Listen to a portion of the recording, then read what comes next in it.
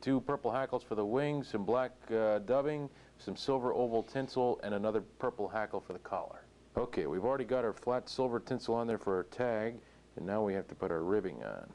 So we tie it on the back of the hook. So now we're going to put our body on. This is just black dubbing, seal substitute. Can't use seal anymore. Purple Matuka. This is a really good streamer pattern. I want to fill the whole body up here, and I like to taper it if I can, or at least cigar shaped. But now we take our wing sections.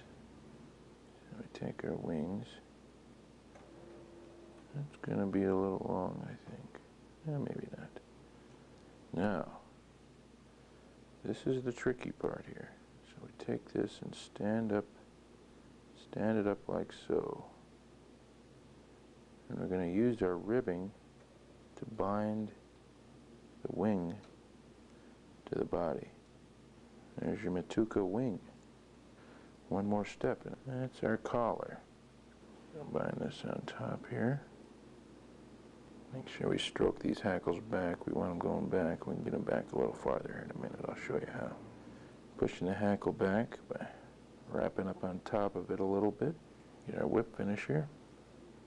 The purple Matuka. Oh, the Steelies love that.